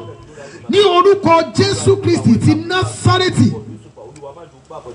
Olúwa má jọ gba ìbọ̀dé ní orúkọ Jésù olùgbàlà. Gbogbo àlá ibi, ìran ibi, ìsọtẹ́lẹ̀ ibi, èrò ibi lórí ayé wa, Olúwa sọ di asán. Àlá ibi, ìran ibi, ìsọtẹ́lẹ̀ ibi lórí ayé wa, ọjọ́ májò fọ ohùn rẹ̀ jáde. Gbogbo àlá ibi tí aláyẹn, Olúwa yóò parẹ́ mọ́ ìlú àlá. Èrò ibi yẹn ní orúkọ Jésù, Olúwa sọ di asán. Gbogbo ìran ibi tí a rí sí ara wa àti tí wọ́n rí sí wa, orúkọ Jésù olùgbàlà, Olúwa má jẹ́ ó ṣẹ. Jésù Kristi Olúwa wa. Olúwa, àlá rere mi, ìran rere mi, èrò rere mi, Olúwa jẹ́ kí ọjọ́ fọhùn rẹ̀ jáde, jẹ́ kó di ẹ̀rí ńlá fún mi. Ó yá àdúrà ní orúkọ Jésù Kristi ti Násárẹ́tì. Olúwa àlá rere wa, ìran rere wa, èrò rere wa, Olúwa jẹ́ kí ọjọ́ fọhùn lé lórí, jẹ́ kó di ẹ̀rí ayọ̀ fún wa ní orúkọ Jésù. Olúwa jẹ́ kí ọjọ́ fọhùn lé lórí, Jésù Kristi Olúwa wa. Olúwa ṣàánú fún mi, ohun búburú gbogbo tí mo bẹ̀rù, Olúwa má jò dé bá mi. Olúwa lé ẹ̀rù mi lọ, ohun búburú gbogbo tí mo bẹ̀rù, Olúwa má jò ṣẹlẹ̀ sí mi láyé. Ó yẹ àdúrà ní orúkọ Jésù, ní orúkọ Jésù, ní orúkọ Jésù. Ọlọ́run tó pọ̀ ní ipá àti agbára, ní orúkọ Jésù, ohun búburú gbogbo tí a bẹ̀rù láyé, Olúwa má jò dé bá wa ní orúkọ Jésù olùgbàlà. Ohun búburú gbogbo tí a bẹ̀rù, Olúwa má jò ṣẹlẹ̀ sí wa. Ohun búburú gbogbo tí a bẹ̀rù, Olúwa má jò dé bá wa ní orúkọ Jésù Kristi. Olúwa má jò dé bá wa, Olúwa má jò dé bá wa. Ohun búburú gbogbo tí a bẹ̀rù ní orúkọ Jésù Kristi, Olúwa má jò dé bá wa. Jésù Kristi Olúwa wa. Jésù Olúwa wa. Olúwa sọ ilé mi di ilẹ̀ Góṣẹ́nì tí ibi kì í wọ̀. Olúwa áńgẹ́lì apanirun má jò wọ ilé mi. Áńgẹ́lì ìbànújẹ́ má jò wọlé mi, má jẹ́ ń gbàlejò ọ̀ràn, ilé mi má jò gbàlejò ibi. Olúwa sọ ilé mi di ilẹ̀ Góṣẹ́nì tí ibi kì í wọ̀. Ikú ọmọ má jò wọ ilé mi, ikú ọkọ ikú aya má jò wọ ilé mi. Ó yá àdúrà ní orúkọ Jésù Kristi. Alágbára nínú àwọn ọ̀run sọ ilé wa di ilẹ̀ Góṣẹ́nì tí ibi kì í wọ̀. Olúwa sọ ilé wa di ilẹ̀ Góṣẹ́nì tí ibi kì í wọ̀ ní orúkọ Jésù olùgbàlà. Áńgẹ́lì ibi má jò wọ ilé wa, áńgẹ́lì apanirun má jò wọ ilé wa, áńgẹ́lì ìbànújẹ́ má jò wọ ilé wa. Ilé wa má jò gbàlejò ọ̀ràn, ilé wa má jò gbàlejò ọ̀fọ̀, ilé wa má jò gbàlejò ibi. Àgbàrá ikú má jò ya ilé wa, kèrègbè ikú má jò fọ́ sí ilé wa. Ikú ọmọ má jò wọ ilé wa ní orúkọ Jésù olùgbàlà. Ikú ọkọ ikú aya má jò wọ ilé wa. Jésù Kristi Olúwa wa. Orin tí a máa ń kọ yẹn sọ wípé Ọlọ́run mi, tinútinú ni kí o fi ràn mí lọ́wọ́, gbé mi ṣe pẹ̀kí olóore mi. A máa kọrin yìí ní ìgbà mẹ́ta, a máa ṣàmì méje lé lórí. Ọlọ́run mi, Ọlọ́run mi, tinútinú ni kí o fi ràn mí lọ́wọ́, gbé mi ṣe pẹ̀kí olóore mi. Ọlọ́run mi, Ọlọ́run mi, tinútinú ni kí o fi ràn mí lọ́wọ́, gbé mi ṣe pẹ̀kí olóore mi. Ọlọ́run mi, Ọlọ́run mi, tinútinú ni kí o fi ràn mí lọ́wọ́, gbé mi ṣe pẹ̀kí olóore mi. Àmín, àmín, àmín, àmín, àmín, àmín, àmín ní orúkọ Jésù. Ọlọ́run fi tinútinú ràn mí lọ́wọ́, Olúwa yọ́nú sí mi. Ó yá àdúrà ní orúkọ Jésù, ní orúkọ Jésù, ní orúkọ Jésù. Olúwa fi tinútinú ràn wá lọ́wọ́, Olúwa yọ́nú sí wa ní orúkọ Jésù Kristi ti Násárẹ́tì. Olúwa fi tinútinú ràn wá lọ́wọ́, Olúwa jọ̀ọ́ yọ́nú sí wa. Ọlọ́run jọ̀ọ́ a bẹ̀ ọ́ yọ́nú sí wa. Olúwa yọ́nú sí wa, fi tinútinú ràn wá lọ́wọ́. Jésù Kristi Olúwa wa. Olúwa gbé mi ṣe pẹ̀kí olórí aláàánú àti olùrànlọ́wọ́ mi. Jẹ́ kí wọ́n dá mi mọ̀ bí ẹni tí o rán wọn sí. Jẹ́ kí wọ́n fi rí ọwọ́ wọn jíṣẹ́ fún mi. Ó yá àdúrà ní orúkọ Jésù Kristi ti Násárẹ́tì. Ọlọ́run tó pọ̀ ní ipá àti agbára, Olúwa gbé wa ṣe pẹ̀kí olórí aláàánú àti olùrànlọ́wọ́ wa. Jẹ́ kí wọ́n dá wa mọ̀ bí ẹni tí o rán wọn sí. Jẹ́ kí wọ́n fi rí ọwọ́ wọn jíṣẹ́ fún wa. Ní orúkọ Jésù olùgbàlà, má jà di ọ̀tá olórí aláàánú àti olùrànlọ́wọ́. Olórí aláàánú àti olùrànlọ́wọ́ má jò di ọ̀tá wa. Jésù Kristi Olúwa wa.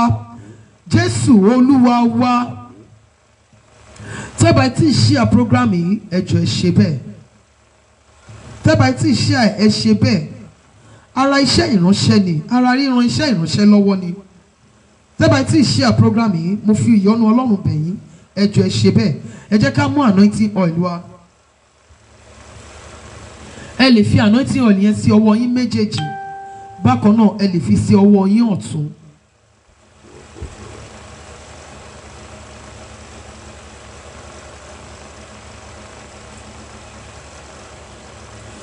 Ohun tí bá ti ń sọ ni kí ẹ máa sọ.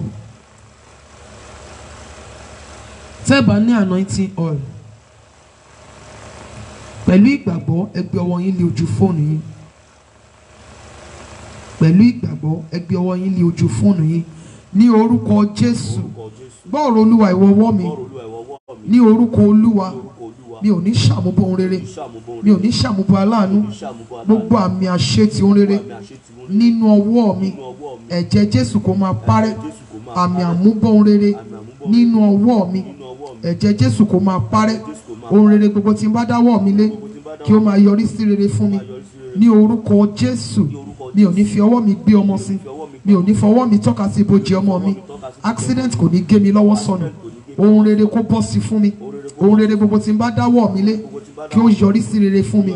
Jésù Kristi Olúwa wa. Ní orúkọ Jésù. Gbọ́rọ̀ Olúwa ìwọ ìṣẹ̀dá mi.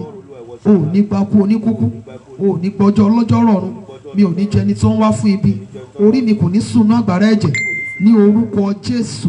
Mi ò ní ṣubú fún ẹnikẹ́ni dìde. Orí mi kò ní gba ìbọ̀dé bá mi. Ní orúkọ Jésù. Gbogbo ibi tí n bá gbé orí mi yìí wọ̀, ohun rere kó máa bọ́ sí fún mi níbẹ̀. Ní orúkọ Jésù. Kí n rí ìrànlọ́wọ́ Ọlọ́run gbà, kí n rí ìrànlọ́wọ́ ènìyàn gbà. Ní orúkọ Jésù. Ọkùnrin kó yọ́nú sí mi, obìnrin kó yọ́nú sí mi, ọmọdé kó yọ́nú sí mi, àgbàlagbà kó yọ́nú sí mi, èèyàn dúdú kó yọ́nú sí mi, ènìyàn funfun kó yọ́nú sí mi. Ní orúkọ Olúwa Ọlọ́run Ísírẹ́lì. Mi ò ní ṣubú fún ẹnikẹ́ni dìde. Orí mi kò ní gba ìbọ̀dé ikú ọmọ, ikú ọmọ kò ní jẹ́ ti tèmi. Ní orúkọ Jésù Kristi Olúwa wa. Ní orúkọ Jésù. Gbọ́rọ̀ Olúwa ìwọ ẹsẹ̀ mi. O ò ní gbé mi sọ́nà, o ò ní gbé mi síbi. Mi ò ní ṣìrìn, mi ò ní rìn síkú, mi ò ní rìn séwu, mi ò ní rìn sí àkóbá. Accident ní orúkọ Jésù kò ní gé mi ní ẹsẹ̀. Mi ò ní rìn lọ́jọ́ tẹ́bi ń pọ̀nà. Àlàáfíà Ọlọ́run kó jẹ́ ti tèmi. Mi ò ní tẹ ojú ilẹ̀ mọ́lẹ̀. Ní orúkọ Jésù. Ìwọ ẹsẹ̀ mi gbọ́rọ̀ Olúwa. Ó yá gbé mi débi tí ire mi wà. Ó yá gbé mi débi tí àánú mi wà. Ó yá gbé mi débi tí ìrànlọ́wọ́ mi wà. Jésù Kristi Olúwa wa. Ẹ jẹ́ kí a sọ fún Ọlọ́run. Olúwa tú ayé ìgbàgbọ́ mi ṣe, jẹ́ kí n rí àánú ìkẹyìn gbà. Ó yá àdúrà ní orúkọ Jésù Kristi ti Násárẹ́tì. Olúwa tú ayé ìgbàgbọ́ mi ṣe. Olúwa jẹ́ kí n rí àánú ìkẹyìn gbà. Olúwa tú ayé ìgbàgbọ́ wa ṣe. Olúwa jẹ́ ká rí àánú ìkẹyìn gbà. Arúgbọ́jọ́ tú ayé ìgbàgbọ́ wa ṣe, jẹ́ ká rí àánú ìkẹyìn gbà. Jésù Kristi Olúwa wa. Jésù Olúwa wa. Jésù Olúwa wa. Ẹ jẹ́ ká ṣí omi wa. Fún gbogbo ẹ̀yin tí ẹ ṣe ń darapọ̀ mọ́ àdúrà yìí fún ìgbà àkọ́kọ́. Àdúrà yìí máa ń wáyé ní gbogbo ọjọ́ Monday sí ọjọ́ Friday ní aago 5 ìdájí sí aago 6 àbọ̀. A máa ń ní ìgò omi kan lójoojúmọ́, a máa ń fi iyọ̀ díẹ̀ sínú ẹ̀. Lẹ́yìn program ẹ lè mu díẹ̀ nínú ẹ̀, kẹ́bu díẹ̀ sí omi tí ẹ máa fi wẹ̀. Ẹ lè fi wọ́n ibi iṣẹ́ yín, ibi tí ẹ ti ń ṣiṣẹ́ tó bá jẹ́ wípé ẹ̀yin lẹ níbẹ̀ tẹ́ mọ̀ pé kò ní fa wàhálà.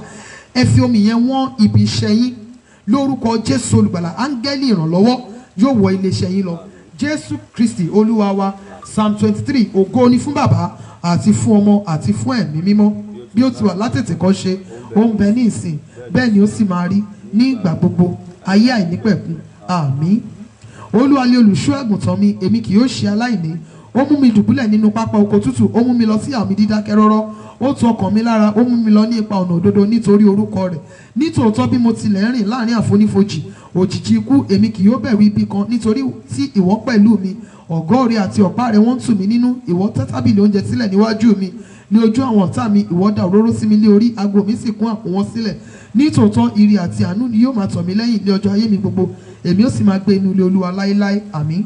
Ògo ni fún bàbá àti fún ọmọ àti fún ẹ̀mí mímọ́. Bí ó ti wà láti kọ́ ṣe ó bẹ ní ìsìn, bẹ́ẹ̀ ni ó sì máa rí nígbà gbogbo ayé àníkẹ́kọ̀ọ́.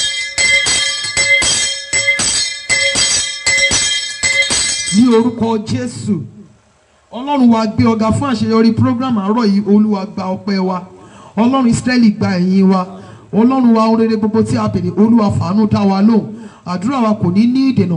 Gbogbo àwọn omi tí a gbé kalẹ̀, Olúwa yà á sí mímọ́. Ní orúkọ Jésù olùgbàlà, agbára iṣẹ́ àmì àti iṣẹ́ ìyanu ṣe kó wọ inú àwọn omi wọ̀nyẹn lọ. Ní orúkọ Jésù olùgbàlà, ẹ̀yin omi wọ̀nyá kì yóò pè yín ní omi mọ́ bí kò ṣe ẹ̀jẹ̀ Jésù. Ó yẹ yí padà kí ẹ di ẹ̀jẹ̀ Jésù.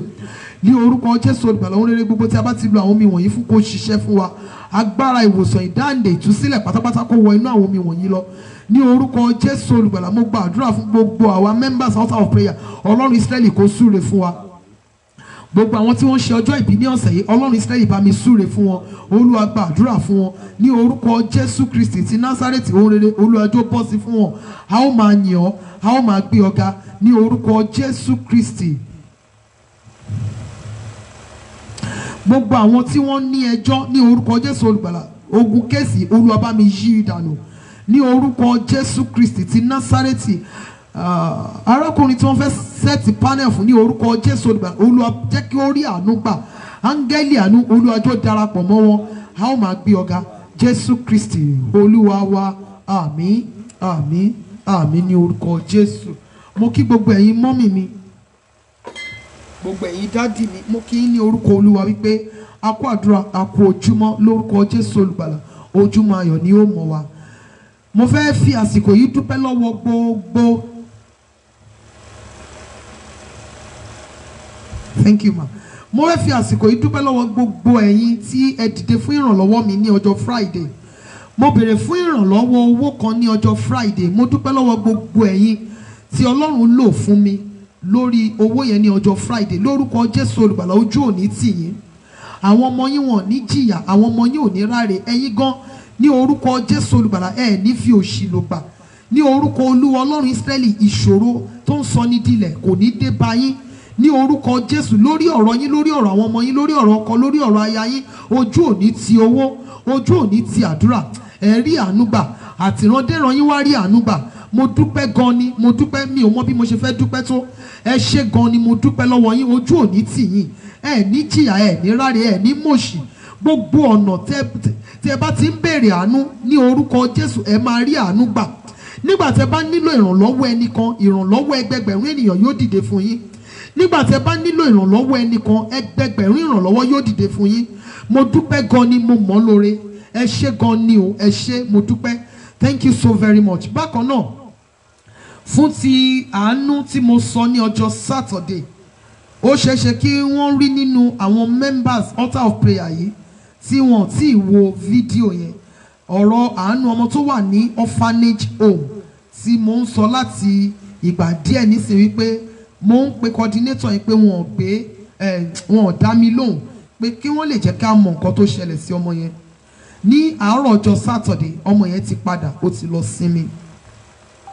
Ọmọ yẹn ti padà sí ọ̀dọ̀ Ọlọ́run ní àárọ̀ ọjọ́ Saturday. So yóò dára fún wa ní orúkọ Jésù. Lórúkọ Jésù Olùgbàlà, tèmi àtẹ̀yin àní rí ikú ọmọ. Ikú ọmọ kò ní tọ́ sí wa.